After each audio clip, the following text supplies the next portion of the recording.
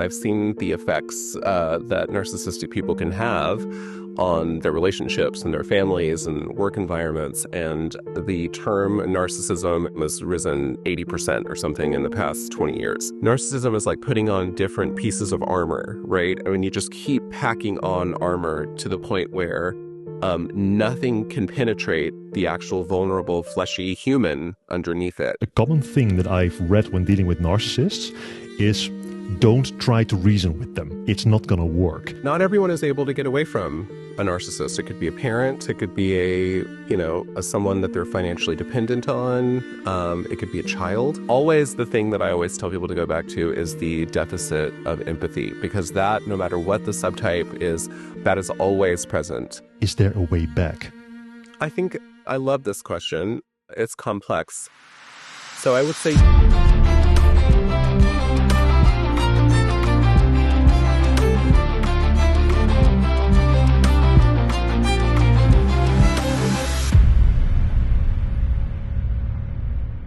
All right, Sterlin, welcome.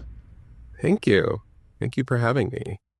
In our conversation today, I hope we can get deep into the dynamics of narcissism, but also in empathy and how those two work together. But before we delve into the weeds, can you give me a quick introduction of who you are and what you focus on? Yes. So I'm Sterlin Mosley. I am a professor of human relations at the University of Oklahoma. And then I also have a consulting business where I work with a personality system called the Enneagram. It's called Empathy Architects. And then I wear a few hats. And then I also am a creative director at a ballet company in the summers. And then I just started a design studio. So I do a lot of things.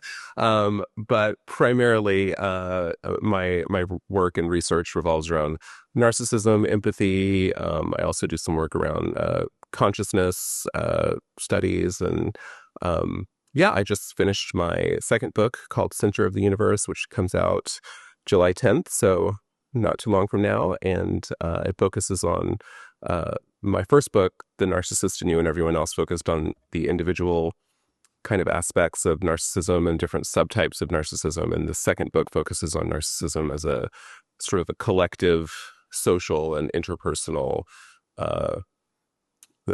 thing, basically, that affects many different areas of life. So yeah, that's a little bit about me.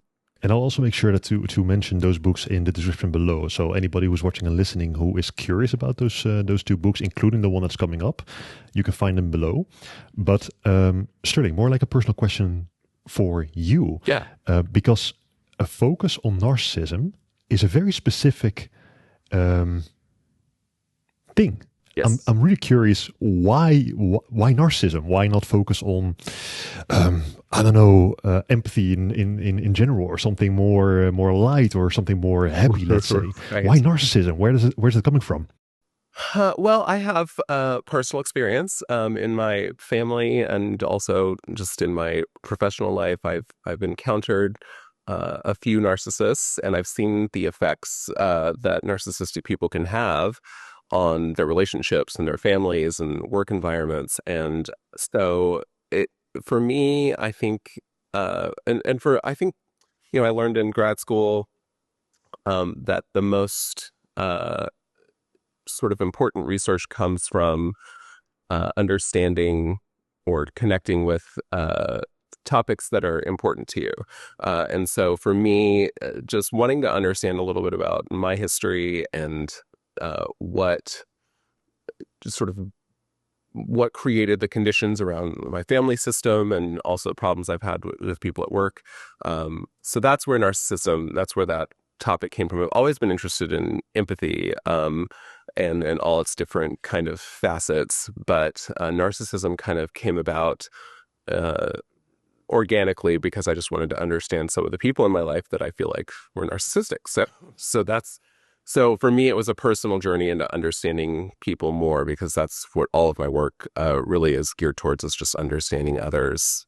To me, it seems that most people that are alive have one day or another encountered someone who at least they think is a narcissist. And then the question is, are they truly clinically speaking a narcissist? That's the second question. But that idea certainly comes forward. And maybe that's a good entry point into this conversation, because in today's society, it feels as if there is a trend to just casually call each other a narcissist, right? Or even toxic or something like that. So if someone is making a decision that in the view of someone else just serves themselves, they are being labeled a narcissist. Or when a group of people voice criticism or even just casual concern, for example, against choices of someone in a leadership position, they might be labeled as a couple of troublemakers acting in a narcissistic manner. So you could almost come to the logical conclusion that there is, for some reason or another, a lot of clinical psychologists in the world all of a sudden who are able to call each other narcissists. And that is surprising to me. But at the same time, it's also not, for a couple of reasons. So this phenomenon of casually labeling each other a narcissist. Everybody's a narcissist nowadays. What do you think about that? And where did it come from? In your view, how do you look at that? So I talk about that in the second book. I actually spend quite a bit of time discussing that because it is, I was starting the research for the second book, and I did just a quick Google Trends search, and the term narcissism and gaslighting and, terminology around narcissism has risen, it was something like 80% or something in the past 20 years. So it was fascinating to me because even, just as you were saying, colloquially, I've heard people say, oh, they must be a narcissist. And basically, if somebody does anything you don't like or makes a decision that's self-interested, they get labeled as a narcissist, and everybody's gaslighting. And I think, unfortunately, I blame social media, clinical, sort of diagnosis, where everybody thinks they're an expert. And even I talk about that a little bit in the book too, which is kind of a form of collective narcissism where everybody thinks they know better than even people that are experts in fields. But I think it's just grown from a misunderstanding of the term, and I actually talk a bit about in both books, but a lot in the second one about this. I'm of the camp that I think narcissism, as a clinical diagnosis, probably needs to be removed from the diagnostic, statistical manual because it's mostly an interpersonal kind of issue rather than it being an issue with the narcissists themselves, because they tend to feel pretty good about themselves, right? It's not until they interact with other people that it becomes an issue. But anyway, I think that because people have a misunderstanding of the term and what narcissism really means, and that it needs to be a pervasive pattern throughout the lifespan rather than just an isolated incident of somebody being a jerk or not doing what you want them to do. And I think it's just easier, especially in this day and age, to sort of simplify things and boil them down into these very kind of black and white codified ideas rather than look at the nuance of what creates the personality structure of narcissism, rather than looking at and people just prefer to look at it as this monolith of things and then lump everything they don't like into it. If that's my opinion. Yeah, you either are a narcissist or you aren't. Right. It's a true or false statement. Right. Generally. Right. Right. Yeah, and this is also where your first book goes in, because I think you've identified 27 different forms of narcissists, and you used a different system to do that. Can you break down where those 27 different forms came from?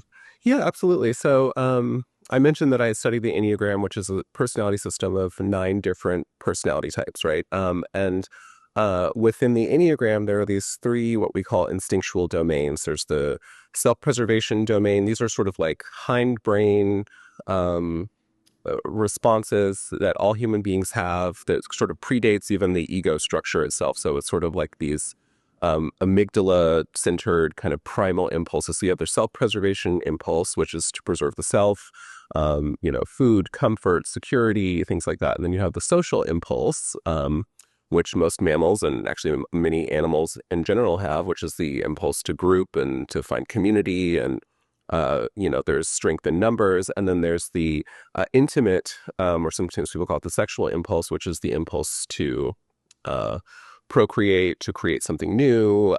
In human beings, it's to have intimacy and depth in our relationships. So when you have the three instincts and the nine types and you put them together, you get 27 subtypes. Now, when I Right. was researching narcissism, I came across some subtypes of narcissism. Um, Theodore Milan, who his work, did a lot of work in the 60s, 70s, and 80s, and he had a few breakouts and then he boiled them back down. And I just thought these are all, while I do agree that narcissism, all 27 types that I identified, um, there are traits they all share, regardless of personality style. But I recognize that there have to be at least nine. If I believe the Enneagram is pretty accurate in terms of identifying these nine motivation structures. And then once I got there, I thought, well, then there's probably at least 27 different flavors. And while there's a lot of similarity between them, the what I do in the book is I differentiate between the personality structure, which in Enneagram language would be the Enneagram type, and uh, and then the narcissistic kind of flavor of that structure. Because not all narcissists have the same Hmm. motivations. They don't all behave the same way. They have different strategies and different aims that they're looking to meet. And so when I started my research, it started with an Enneagram test, and then from there, selected people who score. I did an empathy inventory, and then I selected people that scored low on empathy, and then I did interviews with them and started to flesh out what these 27 subtypes looked like. So the first book is really kind of, I mean, it's very accessible and I feel like easy to read, but it's kind of a reference of, what these types look like and how they perform in the world. And I use examples from films and literature and all kinds of things so people can really see it come alive. And I think what it does is it shows Hmm. that narcissism isn't it. Yes, there's a core set of traits that they all share, but the way they perform those traits and the way those traits are acted out in the world are done through the personality type. They all have different personalities, right? Narcissists, I think, and to go back to your earlier question, I think what people have done is they've made narcissism a personality type. And what narcissism is, and that I found in my research is more like an overlay on top of the personality. It's like an armor that that people put on top of the personality structure as well. At some point, I was dealing with someone who I suspected of being a narcissist, a pretty heavy one. Hmm. But I wanted to confirm it. I wanted to make sure, because I'm not a clinician, I'm not Right. qualified to determine if someone is something or not. Right. But I can get an informed opinion based on certain things. So we started doing some research. And what you find very quickly is these lists, right? And there's like 100, maybe 150 different checkboxes, Hmm. and the more checkboxes you check off, the higher the chance that you are indeed dealing with a narcissist. So a couple of examples there might be, things like often requires admiration, or has a sense of entitlement, or projects self-importance that are beyond their actual position, arrogance, but also using a lot of the word I in sentences, things like that. And it sounds like, if I'm hearing you correctly, that that works up to a certain point, because it provides you a yes or no. So you know that you are dealing with a narcissist, likely dealing with a narcissist, yes or no. But the argument that you're laying out is, okay, you can come to the conclusion that you're dealing with a narcissist, right? But that doesn't tell you generally how to deal with Right. that situation, because there are certain flavors, Exactly. and one might need a maybe even a drastically different approach, and another one might need that. So let me add one last thing to that, because a common thing that I've read when dealing with narcissists is, don't try to reason with them. Right? Don't try to get in their mind. Don't try to change their mind. It's not going to work. So one of the things that comes forward quite often is disconnect, get away from them. But now back to this 27. In your mind, when you're hearing the existence of a list like this, and that the general strategy of dealing with a narcissist is get away from them, with those 27 in mind, what do you think about those approaches? And what value do then these 27 different flavors bring forward to anybody who might be dealing with a narcissist? Yeah, great question. So I think I want to address the first half of your statement and talking about the Hmm. difficulty that people have in identifying whether someone's a narcissist or not in their lives. And I hear that a lot. People say, well, I'm not a clinician and I don't, I'm not a psychologist and I can't diagnose people. And I talk about this a lot in the book because while there's the camp that we were talking about earlier that discusses that sort of lumps everybody in and says everyone's a narcissist, just, you know, free range, without any kind of discernment. And then there's another Hmm. camp that where people will avoid clearly calling somebody or something narcissistic when it very much obviously fits into that category, right? And I've encountered that where people are like, well, I'm not a clinician, so I can't say that they're narcissistic, but yet they've looked at things and it like all the boxes check, and they know the person well enough to know that like, yeah, they've always been like this and it's never changed, at least as long as I've known them, and so I think both are two sort of polarizing, right? I think there's a middle ground, which is why, um, you know, I, I talk a little bit about delineating between your everyday kind of, jerk, right?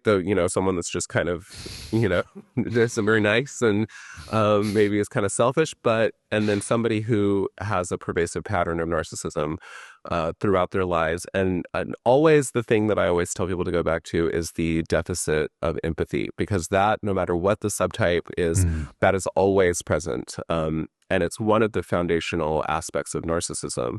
And so, all of us can shut down. I'm sure we'll probably get into this at some point, but all of us can shut down our empathy, a trauma, or maybe something's going on and we temporarily kind of shut down. But narcissistic people tend to function on the lower. I see empathy in a range, and they tend to function on the lower ranges. Now they can feign or fake empathy and seem like they're being empathetic or sympathetic, but that's the thing I always tell people to look for. And so I've seen people kind of gaslight themselves in having a loved one or a friend or a coworker who's clearly narcissistic, but they are avoiding calling them that because they're like, well, I'm not a clinician. Right. And I'm like, well, if it looks like a duck, and quacks like a duck, it's probably a duck. So I just wanted to say that because I think a lot of people can feel, because they think that because they're not clinicians, they can't use the term. And I do think it's important to somewhat normalize the term, but not as much as we were talking about earlier, where people are throwing around everywhere. So that's the first part. And then to your second question, Hmm. um, I think understanding, before I got into narcissism research, for me, I love systems in general, and I love systems that deal with people and help me understand people better. And, for me, the Enneagram personality system was helpful because it talks about motivation, right? What motivates someone's behavior rather than just the behavior itself. Because I think when we're looking at behaviors, it's easy to get lost in the weeds because many people can perform different behaviors, but why are they doing it? Where is it coming from? What's the motivating factor? And I like the Enneagram because it got deeper, and went just beyond behavior or traits and looked at like what's motivating this person. And there's sort of Hmm. constellation around, their core fears and triggers and things. It just made people make coherent sense.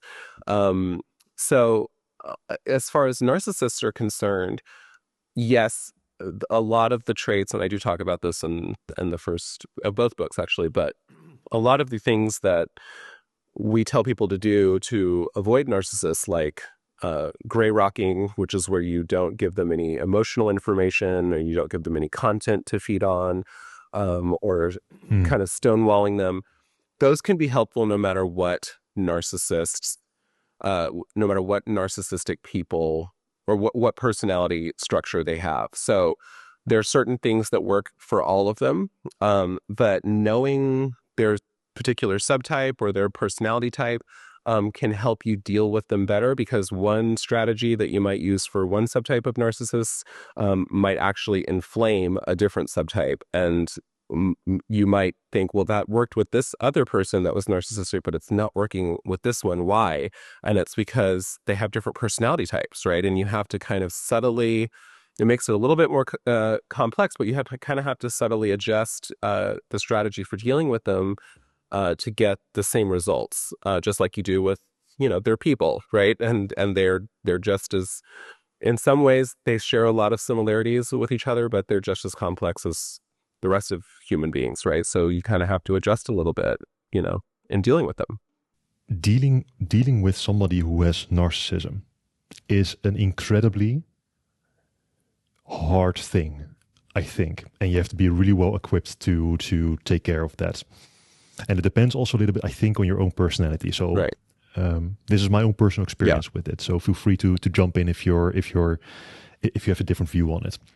But in my personal experience, a narcissist can be pretty damn intrusive. And then when you cut them off, and you finally cut them off after months or years of sustaining abuse with that personality, what happens then is they become enraged. Mm-hmm. And if you wait a little bit longer, days or weeks or whatever, you will very likely, at least that's what happened in this specific case, you will very likely will deal with a personality who is trying to make you feel guilty. Mm-hmm. Now, in my personality, me as a person, I'm pretty disagreeable. So for me, that doesn't really do much. But I know people who that has effect. Right. And it's pretty damn destructive. Mm-hmm. So for a person dealing with a narcissist who maybe they have been able to detach or maybe they haven't, but who is now in that zone of, they're still trying to contact them, they're trying to guilt trip them, they're trying to reel them back in, right? I think that's when it becomes very important to properly understand what your next strategy should be. And a strategy there can be contact a professional, so a therapist or a person like you, who has experience with these kind of personalities. But let's say that's not the way forward. Mm-hmm. Let's say the person decides to do some research, him or herself, and read your book or do some research on the internet. Long story short, what is the right strategy for that person to go forward? How do they defend themselves properly, and how do they prevent both further abuse and that dirty emotion coming up, that guilt tripping that is almost inevitable? Yeah, that's a very good question. I think it's so, not everyone is able to get away from a narcissist. It could be a parent, it could be a someone that they're financially dependent on. It could be a child. And so I've worked with people, I've done coaching with people, both narcissistic people and people, narcissistic abuse survivors, or people that are currently going through narcissistic abuse. And I've talked to a lot of people that are currently in a dynamic where they've identified that someone is narcissistic, and for whatever reason, they cannot detach from them. So of course, that's the cleanest way, although it's not always as clean as we were talking about. Like sometimes when you detach, it inflames them and they enrage, and they can do smear campaigns and, all kinds of things, turn people against you. And that's definitely a hazard of detaching from certain types of narcissists. They don't all do that. There are narcissistic subtypes who, when you detach, they're like, whatever, okay, I'll move on, right? There are those that I would call the nice narcissist, who some people, that's the one people miss a lot, where they seem pleasant and then they're fun and they have they have a good time, and they're not really conflictual, but everything's just always about them and they're draining and all of that. So then that type of narcissistic person, it may not be a necessity to completely detach from them, but maybe you reduce, contact. So it's the malignant types of narcissists, or the ones that are more rage-centered, that can be problematic whenever you detach from them. And so that's why it was important for me to delineate these different subtypes, because they don't all react the same way to the same strategies. So, but if you are actively engaged with one who is, sort of your classic narcissistic type that people think about, they're, they have rage blow-ups, or they're deeply manipulative or guilt tripping, um, detaching from that person, uh, oftentimes, sometimes the only thing you can do is just the clean break and completely cut off contact and gray rock. Um, and they're going to flare up, and you just have to know that that's going to happen, and hopefully have a therapist, or a narcissistic informed therapist, because that's important, because not all therapists are equipped Right. to deal with narcissists, and can't even identify it. So that's important. But so you need to have a support system in place, because they are going to try to either reel you back in, which is usually part of the cycle. Once you cut out contact, is they try to pull you back into the dynamic. If they realize that's not going to work, then you get the smear campaigns, or they go what we call going nuclear, right? Where they try to completely blow up your whole life, and or turn your friends and family against you. And of course, that's the worst case scenario in dealing with a narcissist. And I see that a lot in people that were well, I've seen it in lots of different relational pairings, but particularly with spouses or partners that are narcissistic, when they cut out contact, and because it's such a deeply personal relationship, and narcissists hate rejection, and they hate being shut out because they're losing that control. But I've seen it in professional relationships too. So you just have to be prepared and have a support system on hand to know that when they flare up, you have somebody that you can kind of debrief with, and help you deal with the trauma of that. But there's a lot of people that can't get away from narcissistic people. And so you have to learn strategies to, and that's why I talk about gray rocking a lot, emotionally detaching from the person, even if you can't physically do so. And that also can inflame them. But what I find with that, and I had to do that with someone in my family who was, I have a couple of people in my family that are narcissistic. I couldn't really get away from them. Um, and, but I did learn how to kind of emotionally protect myself, so that they couldn't use my own emotional content or things that I said against me, because the more information they have, the more energy you give them, the more ammunition they have to manipulate. And so Mhm. sometimes that's the only thing you can do, is just sort of protect your emotional boundaries around the person. And depending on, what type they are, they may flare up, and they may provoke you even more. But that's when you really have to be strong, and just, try to not give them anything. The other thing I hear people try to do, and I know because I tried it myself, is telling the narcissist that they're narcissistic. That never works. They don't ever believe you, and they always turn it around. And it's always very tempting to tell them, um, because you want them to know that you've figured them out. But it never, it can feel satisfying for maybe a second, and then it ends up coming back to you. Yeah, it's super interesting that you're mentioning that, because in that specific case that I just mentioned, that was indeed the natural impulse that I had back then, to call them out on it, like, "Hey, you are a narcissist, and I know it." Right? Right. That didn't happen because, once again, that research happened, and I think it's a while back, but the logical conclusion was just to detach. It was just enough. But I read indeed on a lot of different places that if you call them out, they will turn it around. And that makes me wonder, is it a rejection of confrontation, or just a rejection of the label? Or maybe a better question is, does a narcissist even know they are a narcissist? And maybe the best question is, does a narcissist ever ask themselves the question, am I a narcissist? That's a very good question. So I've coached some self-aware narcissists myself, and even a couple of psychopathic people that knew that they were psychopaths. So Hmm. I would say that the self-aware narcissist is rare, but they do exist. And of course, if they're self-aware, doesn't mean that they're trying to learn strategies not to harm people. And some of them are out there doing that. Um, I think there is unconsciously, I think there is an awareness that they are narcissistic. Um, Especially now, as, and the public conversation around narcissism has risen. I think it's more in the sort of in the air, if you will, culturally. And so I think it's hard for them Mhm. to escape like hearing about the traits of narcissism. And they have that same recognition anybody else does when they hear something that sounds like them or resonates with. They think, I wonder if that's me.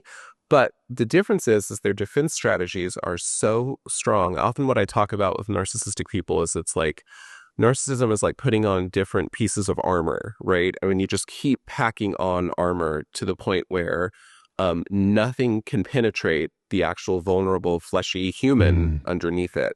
And the more defended the narcissist gets, the less likely any kind of self-awareness is to actually get into their soul, right? They will not let it in.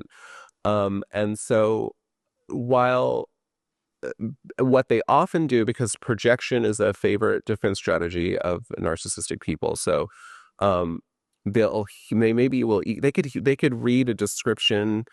I've actually done this. They could read a description of their own narcissistic subtype personality style, um, and I'll see the look of recognition when they hear it. And then immediately what happens is they start to think of somebody else that fits that description that isn't them, right? So their ego structure preventing them from vulnerability or feeling um, pain or shame or embarrassment immediately deflects the attention. And it's like, that can't be me, it's somebody else. And so that's what happens is it's immediately deflected off and projected onto somebody else and projected out because they can't let it in. Yeah, you mentioned earlier. Okay, so let me try to break this down a little bit, because you mentioned earlier that a narcissist is defending his self, whatever the cost, Yeah. and that is why they put those layers of armor on, like you said. Are they doing that to prevent damage to their self-image, to their self-esteem, or to their self itself, or is it more like,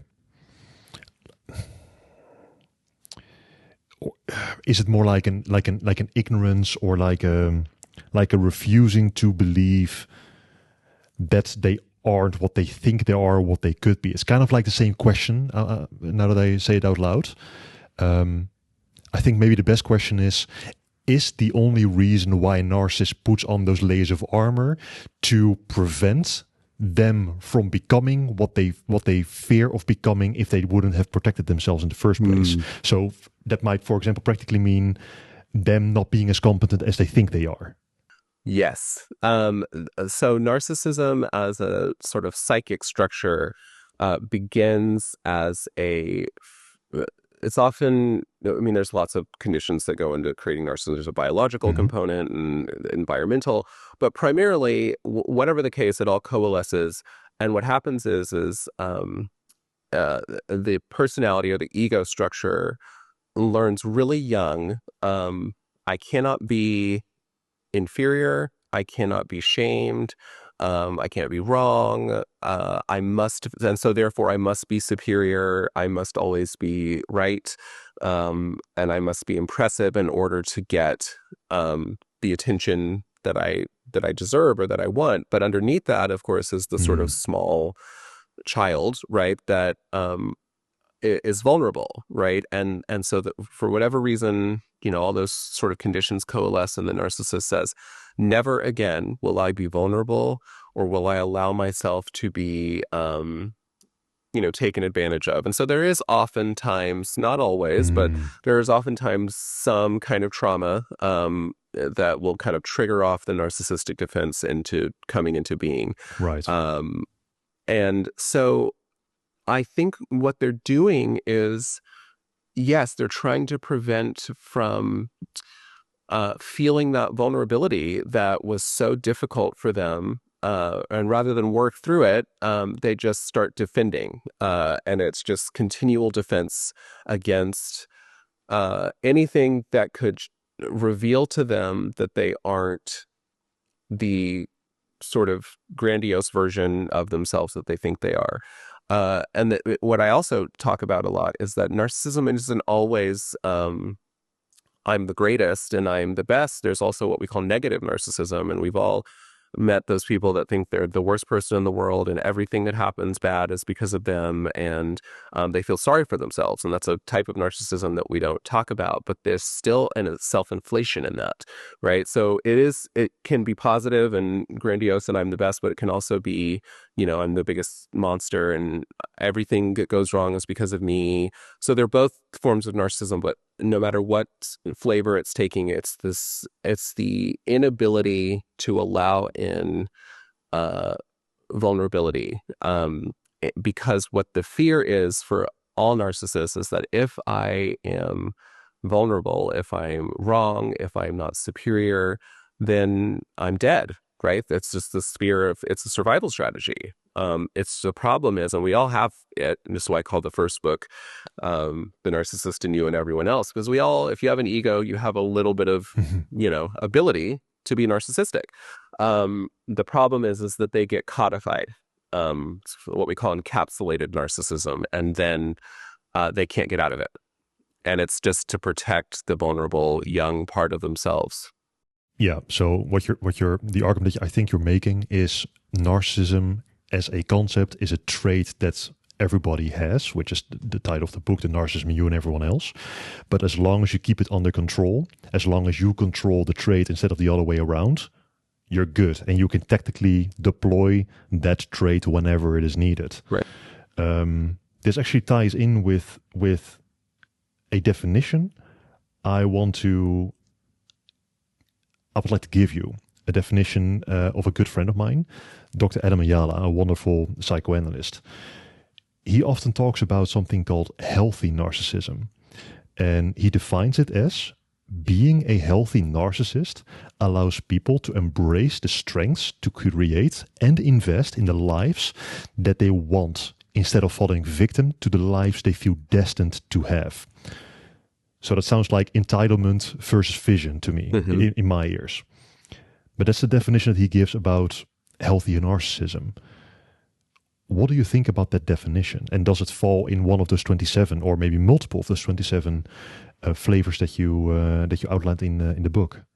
Yeah, no, I like that definition a lot. And I think, I came across, when I was delving into this research, Freud talked about what he called primary narcissism, which was a sort of healthy egoic structure that forms where someone can, in a healthy, productive way, champion their own needs, recognize their strengths and talents whenever necessary, and he said that the sort of, I have lots of issues with Freud, but there are some things he did that were really great. But he said that, the ideal kind of human being would develop healthy primary narcissism, which sounds like it corresponds to this definition that you just gave, which is the ability to, recognize your strengths and be able to, at times, be kind of self-interested in the highest sense of the word, right? It doesn't mean you shut out other people's, you don't shut down your empathy and you still consider others, but there are times when you have to consider yourself, right? You have to think about yourself and what you need. And that's what we would call primary or healthy narcissism. And some people might just call it self-esteem. But I think there are times whenever it can look to others at isolated times in your life like you're being really selfish. And maybe that time in your life you need to be really selfish to do whatever it is that you're trying to do. But the difference is that stage or that phase of healthy narcissism or narcissism, eventually recedes back and you begin thinking about other people again. And then maybe you have another phase and it comes up. So I love that definition that you gave because I think it shows, I think it runs throughout all the 27 just personality subtypes that, you can break out with the Enneagram. So we all have it, right? We all have the ability to do that. Narcissists just get stuck in it. And it starts really early, and it sometimes when they get older, one of the people that in my life that is narcissistic, they're now in their 90s, and I'm starting to see the defenses drop, right? And they also have memory problems, right? So it's like they forgot all of their narcissistic defenses, but and it can sometimes fade as the as they face the inevitability that all human beings face, right? So, but but for the most part, it stays pretty codified throughout the life. But we all have the ability and should be able to access that sort of healthy sense of narcissism at various points in our life when we need to really take care of ourselves. So I love that. Okay, so there is an idea that I'm having, and it probably is a naive idea. So feel free to jump in. I like to believe that what we become is a result of the choices that we make. So the question I want to ask you, and I will break it down a little bit, but the question in essence that I want to ask you is, does a narcissist choose to become a narcissist? And the reason why I'm asking that is because I think there are moments in our lives when we have to make decisions that will define our future. Mm-hmm. Let me give you a super extreme example. The most extreme example I can think of right now. If a child is being bullied often on school, is being isolated, doesn't have any friends, bad family environment, there's not much light in his or her life. Mm-hmm. That child is a victim in multiple ways than one, in more ways than one. And the child needs help. The child needs counseling. The child needs a better environment. The child needs a mentor to show him or her the steps that they need to take in order to, have a better life. And that's that story so far. That's fine. Mm-hmm. But the moment that child decides to harm others, to go to school and cause havoc, then in my mind, that child is not a victim anymore. Mm-hmm. That child becomes a perpetrator. Because now you have made a conscious decision to hurt others, or worse, to kill others. That's a decision. Mm-hmm. So this is the most extreme example I can think of. Mm-hmm. So let's reel it back into narcissism. Because I can imagine, just as like you said earlier, you mentioned a couple of things about what creates a narcissist, and you said there's a biological element in it. You also said there's an environmental component in it. So there's multiple things at play here. And you said that there's also certain things that can trigger narcissism to come forward, like social media. But it sounds to me like you have to make a conscious decision to allow yourself to become a narcissist. So with this context, is that indeed a conscious decision? Do you think people have power, maybe not the right word, but do people have the ability to prevent themselves to become narcissistic? And is it also the case that, let's say that all of this is correct so far, and feel free to challenge if it's not, but let's say it is correct, and people have walked through that door of becoming a narcissist, is there a way back? I think I love this question. It's complex. So I would say yes and no in terms of choice. I think, yes, the choices at a certain point, when your cognitive development is essentially finished, 26, 27 years old, your brain's done forming. At that point, everything's kind of online, if you will. Of course, we have choices before that, but so I think to some extent, I mean, there's this concept of inherited trauma, right? Where I know many narcissistic people that have narcissistic parents, or someone else in their family is narcissistic, multiple people often. So there's this idea of sort of inherited trauma. While we haven't found narcissism is a neurotype, like psychopathy, for example. We're talking about killing someone. That's a kind of a neurotype. And I would say for people that are, psychopathic, there isn't as much choice available to them because the neurological structure is, the impulses are saying, do this, do that. Yes, depending on how severe it is, like I've talked with pro-social psychopaths who have made the choice not to harm people and they follow rules and all of that, but the impulse is there, right? the impulse to Right. manipulate, to control, but they don't do it, and so they're not dealing with it in that severe sense. And oftentimes they had better um, outcomes in terms of growing up with more resources, or whereas some people that don't have those resources end up not being able to have the bandwidth to make those choices and end up harming other people and end up in prison or whatever the case may be. So putting aside psychopathy, which is a neurotype, um, with narcissists, I would say I d- I wouldn't say that they make a choice to be narcissistic or not, but what they can make a choice in, depending on what kind of parental or caregiving influences they had, if they had the support they needed, if there's class issues involved in terms of resources. If everything is in line, right, for them, and say they were parented in the best way possible, even though they had these narcissistic traits, um, I would say to some extent they have some control over whether or not to act on their narcissistic impulses, or whether to be the type of narcissistic person that harms others. Um, and in fact, that type of narcissist, the malignant narcissist, is actually not as common as people think. It's usually a little bit more benign than that. But the way that the narcissist gets their needs met is inherently transgressive with others, because the narcissist needs other people. They need their energy, they need their attention, they need their admiration in order to feed their own ego structure.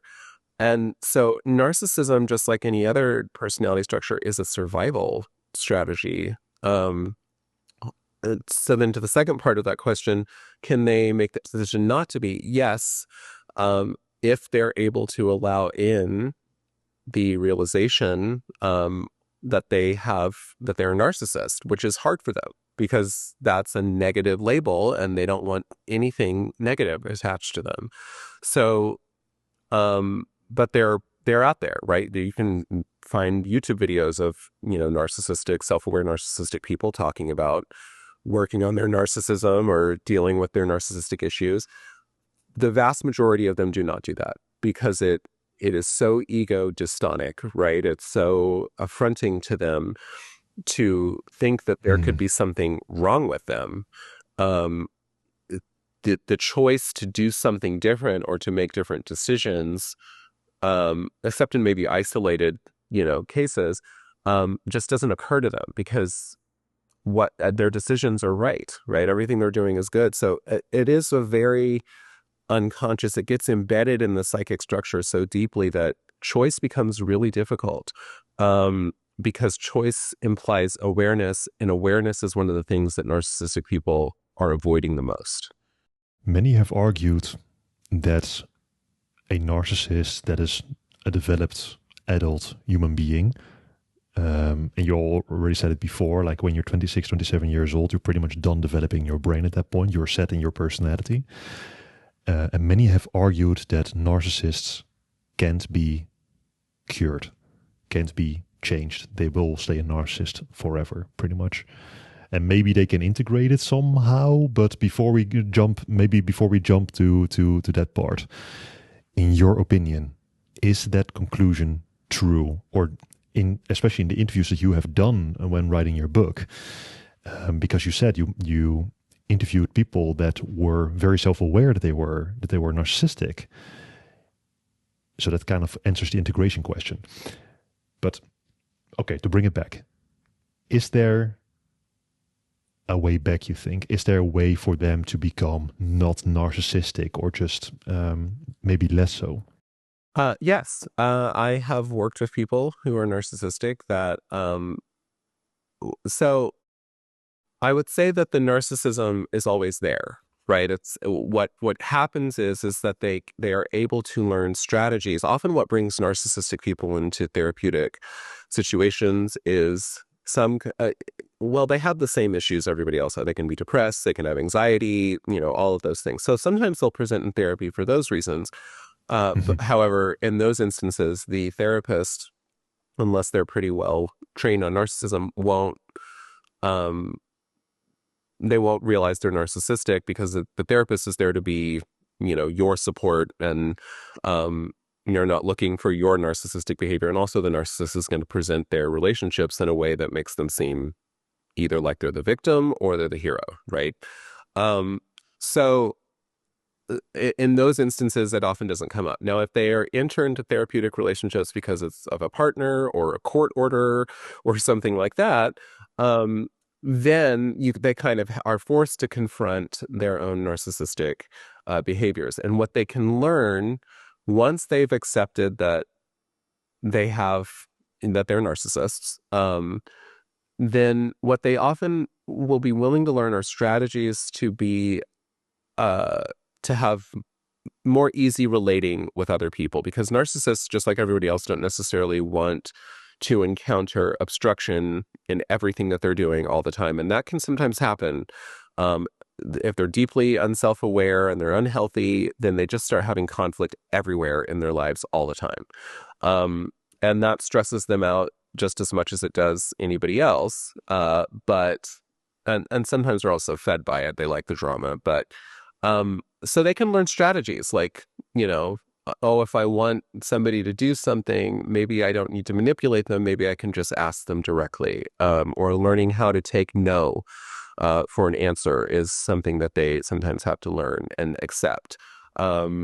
Or allowing other people the space to speak or talk about their experience, because their tendency is to just take up all the space in the room. Those are things that they can learn very easily and implement once they've allowed in, like, okay, you're narcissistic, you're doing that thing. And I've heard, narcissists say, I can sometimes stop myself in the moment and be like, oh, I'm thinking about myself, or I'm realizing I don't care what this other person is going through or talking about. And then check in with themselves and say, like, can I allow space for this other person to exist? It doesn't necessarily change the affective part of their experience, and in that sense, meaning that their feelings don't always change about others. It doesn't mean that they develop necessarily more affective empathy, where they are actually feeling what other people are feeling, but they can develop more cognitive empathy. Where they learn how to understand. Most narcissists actually have a fair amount of cognitive empathy. It's how they're able to manipulate other people. But where they can stop and say, would I want somebody to do this to me? If I was talking about something that bothered me and somebody just cut me off and started talking about themselves or telling me to get over it, how would I feel? That's the part that they can learn. And so in that sense, they can learn to loosen the narcissistic defense strategies. They may always be there, sort of lying in dormant, and if they're stressed, or there's some kind of trauma or something, it's very difficult for them to, like it is for a lot of people, right, to go back to those strategies. But it's always sort of in there a little bit, but they can learn how to work with it. So I don't know if that answers your question. It certainly does. And it also makes a nice little segue to the whole concept of empathy. So in preparation for this conversation, I read a couple of your Substack articles, and one specific article contains something very interesting. I would like to bring this forward and pick a little bit at it. So that article's title, it was posted 3 weeks ago as the moment of this recording, was called The Empathy Heresy. And what you said there, and this is quote, quite often those who denigrate the value of empathy, or those who believe that empathy is a luxury rather than a necessity, very often don't possess it themselves. What you're witnessing is an expression of the egoic projection and resentment of narcissistic people towards those who express a quality that they do not have. To express empathy to them is to expose a vulnerability they neither understand nor value. Now, this is really interesting to me for a couple of reasons. The rejection of empathy. Could you break this down for me? So you already kind of hinted at it in this text, but what is the added value of denigrating the value of empathy for people? What benefit does it provide them? Is it merely a way of saying you're wrong and whatever argument you're bringing forward does not matter? Is it merely defense mechanism? Is it what is it? What benefit does it provide people? I think it can be all of those things. I think, the inspiration for that article is that I was reading about, especially here in the US, there are these churches that are sort of cropping up, and empathy is being painted as a problem, right? There's political kind of implications to that, not wanting to uh, sort of practice compassion against those who are less fortunate because it's not politically advantageous right now to do so because of our current leadership. So it was born out of that idea, and I was, a little horrified when I was reading that that's coming up in religious context, because it's, especially in Christian context, is completely antithetical to the teachings of the Bible and Christ and all of that. So it was very interesting to me to read that, but it made a lot of sense, because the benefit is to protect their own sense of inadequacy, because narcissistic people hate to feel inadequate. I mean, we all do, but they really have no tolerance for it. And so if you're confronted with somebody who is empathetic, or if you're, in the context of the article, I was, thinking about these church leaders, and there's a few sort of prominent pastors who are kind of pushing this idea. If you are sort of, if you're in a religious structure that inherently, which I feel like at their core, almost all religions are saying the same thing, right? That is saying you should, love thy neighbor and be compassionate. And, in the Bible, there's the parable of the Good Samaritan and all of that. And you don't have any of those actual qualities within you, but you're a spiritual leader, then it would behoove you to redraw the church or whatever it is in your image, so that you don't have to feel the gap of inadequacy between the ideology that you are espousing, the religion or philosophy that you're espousing, and your own internal structure. And so that gap, they notice the gap, and rather than think, well, maybe I need to develop more empathy or figure out what's going on here, that I don't have it, it's easier to just completely remake it in your image and then make empathy the problem rather than their own deficit. And then the power aspect of that, especially if someone is in a power position, like a pastor or, leader of some kind of organization, is to see if you can also, not only, because there's definitely people in the congregation or organization that display those traits that you probably already have had some animosity toward, because you unconsciously recognize they have something I don't. So then, in an act of kind of projective aggression, you want to make those people feel like, no, you're the one with the problem. You're weak because you have these emotions or this compassion, and that's not serving you. You need to be more like me. And because they're in a power position, they're able to kind of structure their whole ideological or organizational kind of ethos around that. And then that becomes the new gospel, right? In this instance. And so it's both of those things that you mentioned. And it's a disturbing use of power mixed with the narcissistic personality structure. Yeah. And especially what you said about that act of aggression. So what you said is, if they are in a position of power, they have the power to do an act of aggression without direct consequences to that action, because they are in a position of power. So what do you want to do against it? But before you said that, you said the narcissist thinks that others have something that they do not. Is that material per se? Can it also be ideas? Is it financial? Can it be all of the above? What in your experience, what generally draws the focus of that narcissist? What is underneath that they have something I do not? It's yes. So there's always, narcissistic people are always tracking who has and who doesn't have something, right? There's that, because the inadequacy and the entitlement come together and say, I don't have this thing. I deserve this thing, whatever it is. Mm. And then oftentimes there's the jealousy or the envy of the person that has whatever you want. There's a very common strategy of narcissists to get close to people that have the things that they want, whether it's wealth or talent or creativity, um, and then to kind of siphon that person's energy, or ideas or friends or whatever it is, and take them for themselves because it's you don't deserve it, I deserve it. Right. And so they take it from themselves, which is also why they're always thinking other people are trying to take things from them. I've dealt with narcissists in professional settings who would teach you something and, teach you everything they know. And then when you go and teach whatever it is that they taught you, you've all of a sudden you've stolen their ideas and then come to find out that they Mm. stole their ideas, right, from somewhere else. And so there's this sort of knock-on effect where they always think other people are trying to take something from them, whether it's psychological, emotional, financial, social. So they see that they project their own aggression and their own envy out into the world, and they think everyone else is doing that too.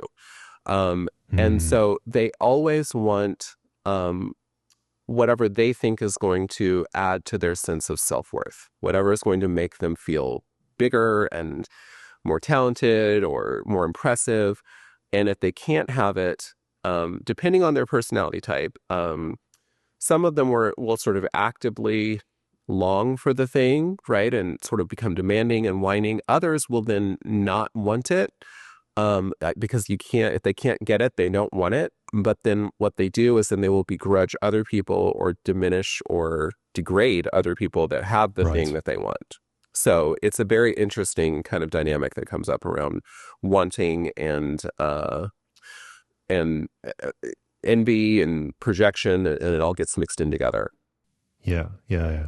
Yeah, you also talked about this before in a previous podcast where you mentioned the emotion of jealousy, and that jealousy can lead to a couple of things. And that one of those things is literally seeing somebody who has something that you do not, and you're a little bit jealous of that. You're thinking to yourself like, "Hey, I would like to have that as well."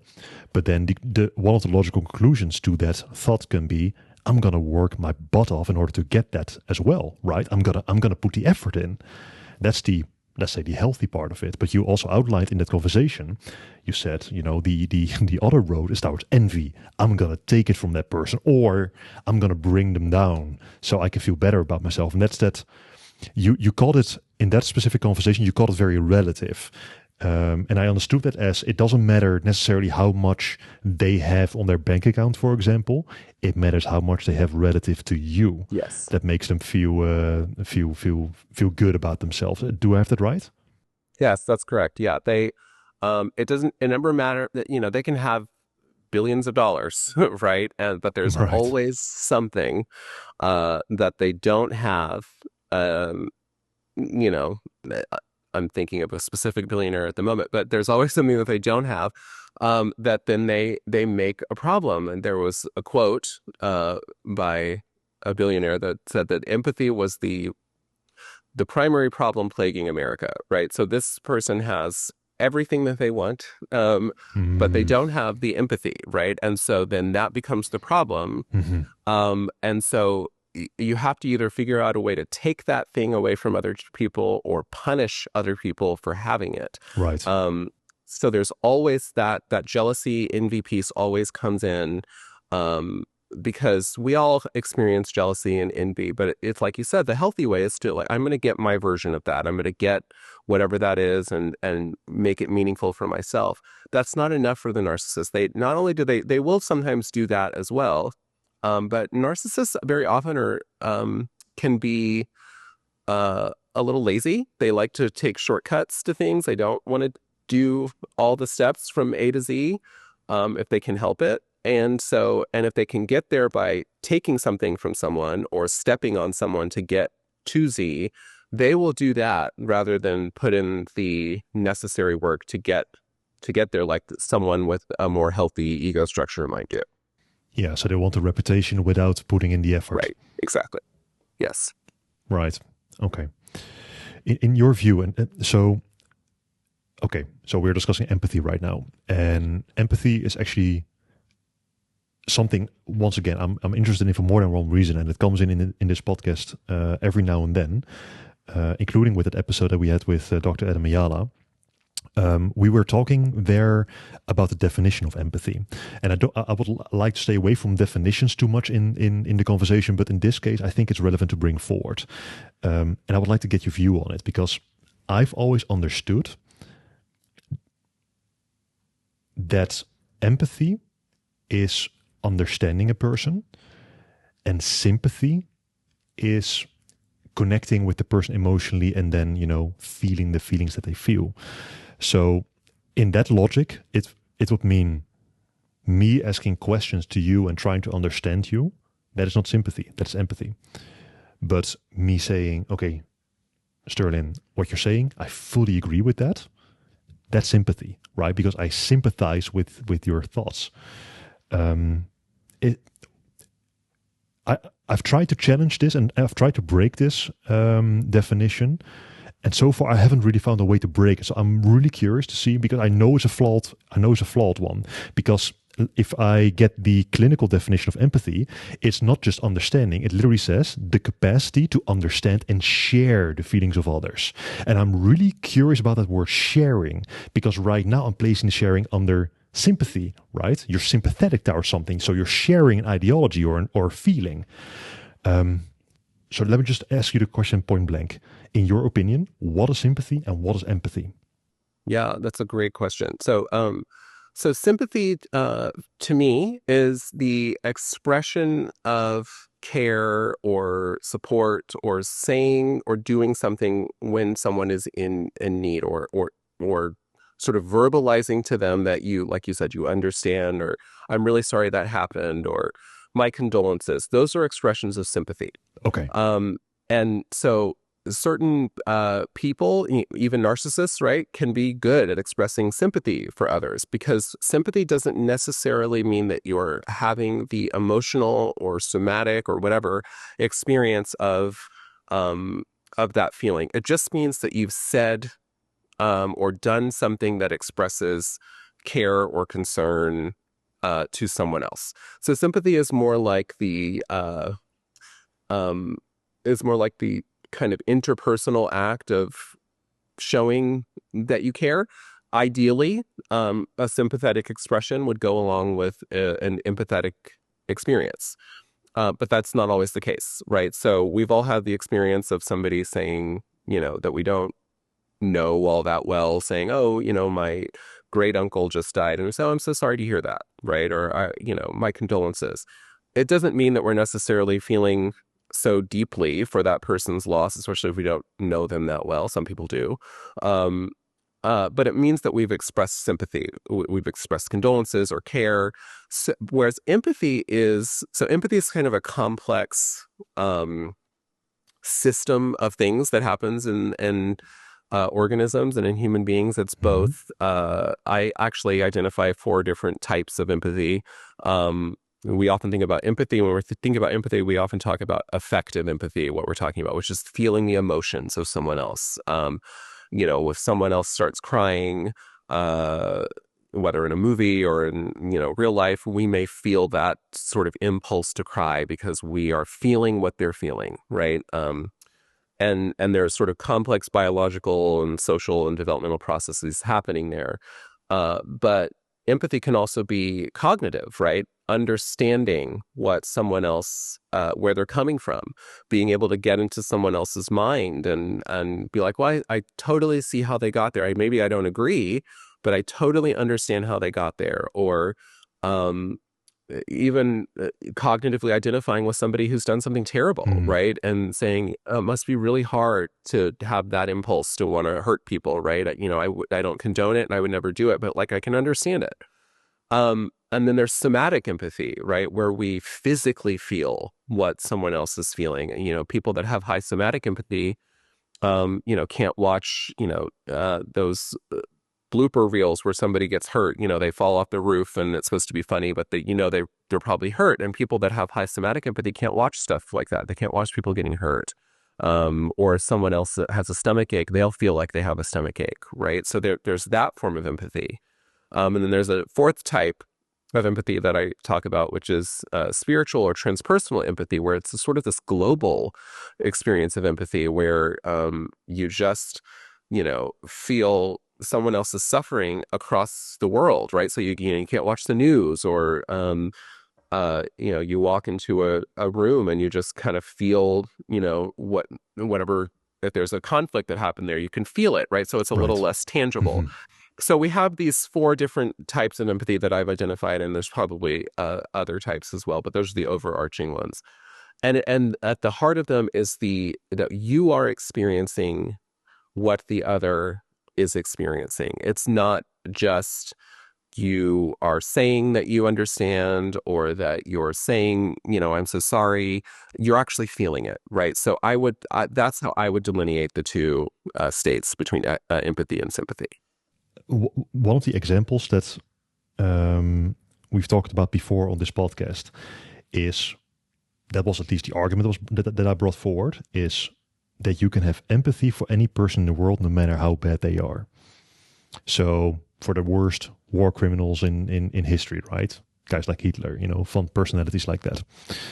Because in my mind, the reason for that is that doesn't mean at all that you agree with them, but it means that you understand why they came to the conclusions that they came to, because you look into their childhood, because you ask the right questions, because all sorts of different reasons, right? So from that perspective, and that's maybe also an exercise that we're doing right now in our conversation together.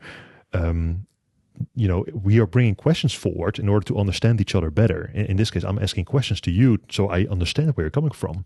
That doesn't necessarily mean that I agree with you, and that's, aside from that, but it means I understand why you are saying the things that you are saying.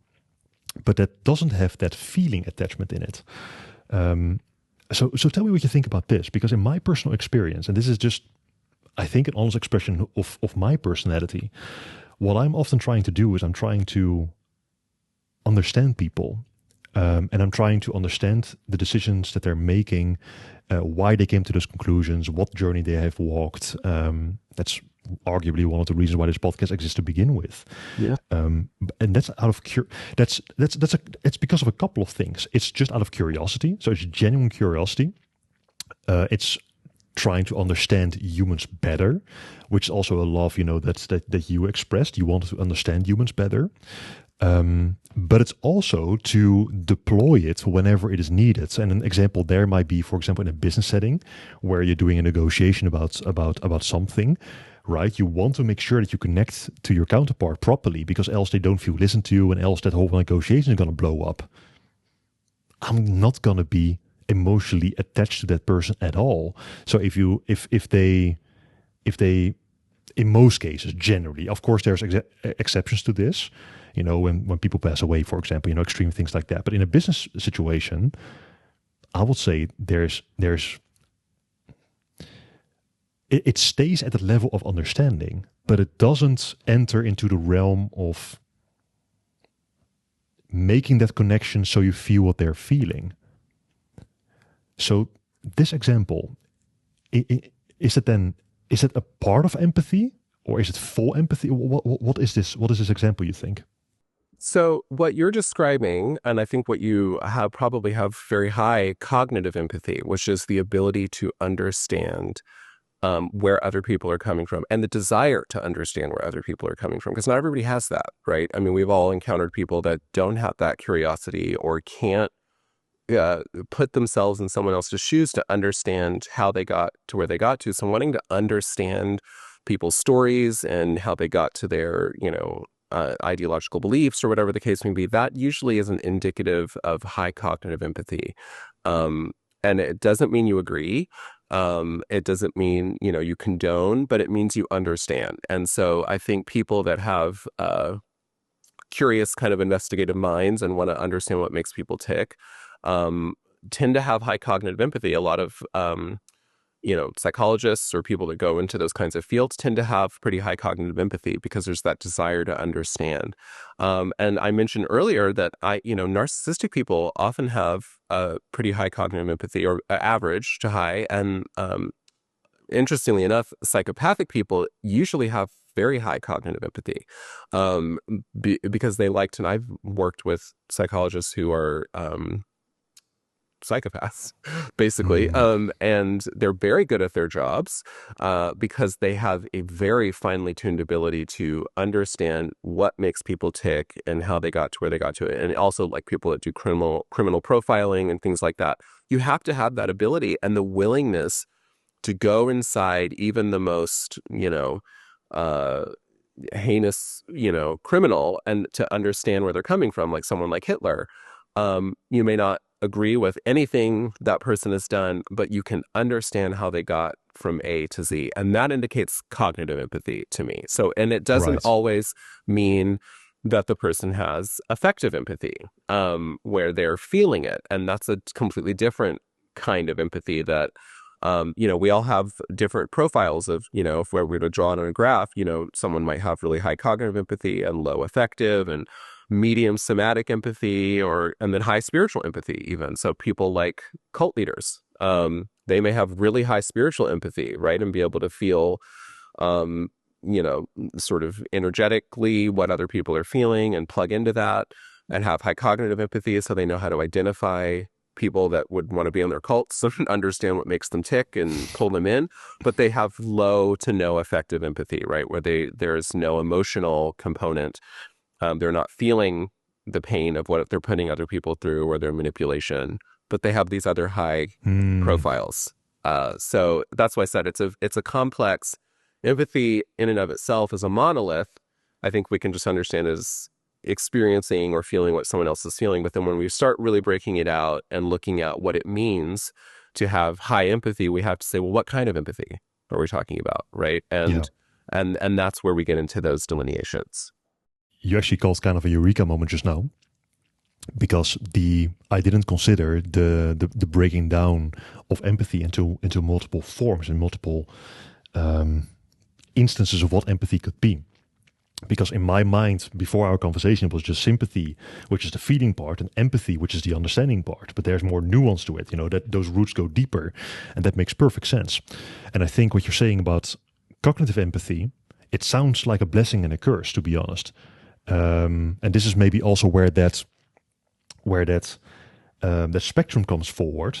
That it's a blessing because it allows you to understand people, but it's a curse because if you allow that cognitive empathy to take you the wrong path, that's when the door to narcissistic personality disorder opens.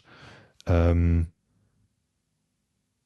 there's a challenge there to make sure you make those conscious decisions, I suppose, not to enter that door.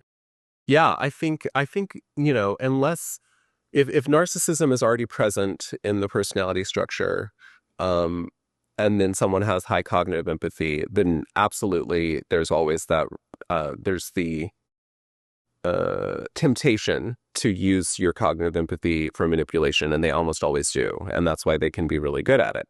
I think for someone where narcissism isn't necessarily part of their personality structure, it's in there in normal degrees, like we talked about earlier. Yeah, you may occasionally use your cognitive empathy to, understand or manipulate a situation. Most of the time, that's probably pretty harmless. But it is a blessing and a curse. And I think all having we talked a lot about narcissism, but there's a lot of talk about people that are empaths and what that means. And I just wrote a Substack article about that, because in my estimation, in order to like really call yourself an empath, you probably have to be high in all, you know, relatively high in most, at least three of the empathic categories.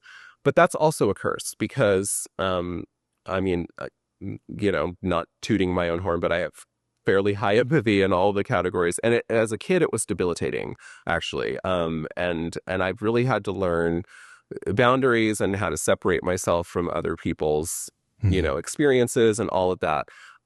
So there's really no unfair advantage for anybody, right? Either for narcissists or for people that are highly empathic, because um, too much of anything can become problematic, right? Where I've coached a lot of people that have, high empathy, and various areas, and they can struggle, right? Because the boundaries can get difficult for them to navigate, knowing what's my problem and what's their problem, or so yeah, it can be a blessing and a curse no matter what type of empathy you have in spades, because it can all be used in productive ways or in erosive ways. All right, with the eye on the clock, because I know you have a hard stop in a couple of minutes. So let me bring one last question forward. Because it seems to be coming forward in your work that you're arguing that empathy can be trained. And I think that makes perfect sense. So let me ask you the question for anybody who is listening right now and who is like, hey, those different forms of empathy that I just heard, I would like to connect more with that for whatever reason. And I know this is a very broad and vague question because I know there's 1,000 answers to this, but in your personal opinion, what are the most practical and best steps people can take in order to train their empathy? So the first step, so the cognitive empathy is the easiest one to train. Affective and somatic empathy tend to have really high kind of biological components that seem to happen really early on, whereas Mm-hmm. cognitive empathy can be trained. I've worked with neurodivergent people on the autism spectrum, where there's the whole misconception that they don't have empathy. They absolutely do, but the I'm on the spectrum myself, so I can say that. But the circuits that they get there sometimes are different from neurotypical people, so people don't recognize it. So and many of them actually have very high affective empathy. They just don't know how to express it. But so cognitive empathy can be learned, but before you do the work of developing cognitive empathy, oftentimes what people have to challenge are certain biases or prejudices they have, because those can get in the way, and I mean morally, intellectually, right? So those can get in the way of truly opening yourself to understanding where someone else is coming from.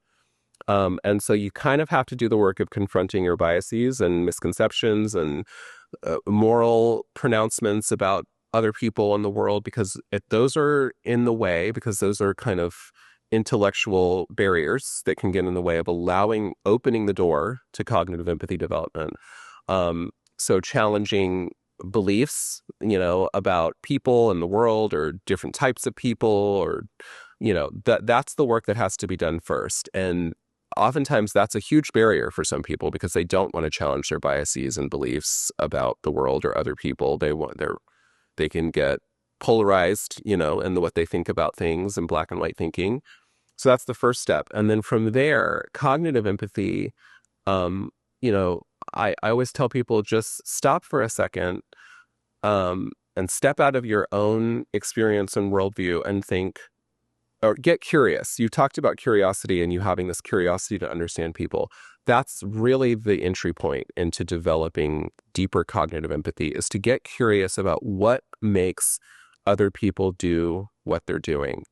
And that curiosity for some people is innate, as it probably is in you, I would guess. And lots of people that do, this kind of work, there's already that innate curiosity, but some people just don't have it initially.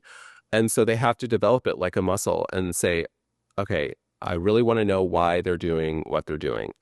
And then get curious and do a little research and just a quick Google search. And once you start doing that more and more, you start sort of opening that door a little bit further into understanding what makes other people tick and why they do what they do. And once you get there, cognitive empathy starts to sort of organically develop, because once you've done it enough times, you start to think, well, maybe they did this because, and that creates more empathy for other people. And then sometimes that doorway in understanding why people are doing what they're doing will then start to play on their affective empathy, and then they'll actually maybe start to feel, like, oh, that must be really hard for them. I can really feel how hard that would be, right? And so it can be a little bit of a domino effect, but cognitive empathy is usually the doorway. It's the most accessible entry point for people to develop their empathy right now. There's also experiential empathy, which I didn't talk about. That's where we've experienced something, so we're able to understand it. That one's also a little bit easier for some people to get to. But cognitive empathy is important because it's the most accessible one for people to reach. Is there anything that we didn't talk about today that you would like to mention? Oh, goodness. I mean, I think we covered a lot of ground. It was a really great conversation, so I cannot think of a big thing. We touched on almost every part of my my special interest, and so I'm thrilled. But yeah, so. Wonderful. Dr. Sterlin Mosley, thank you very much for coming on. Thank you very much for having me. I'd love to come back anytime.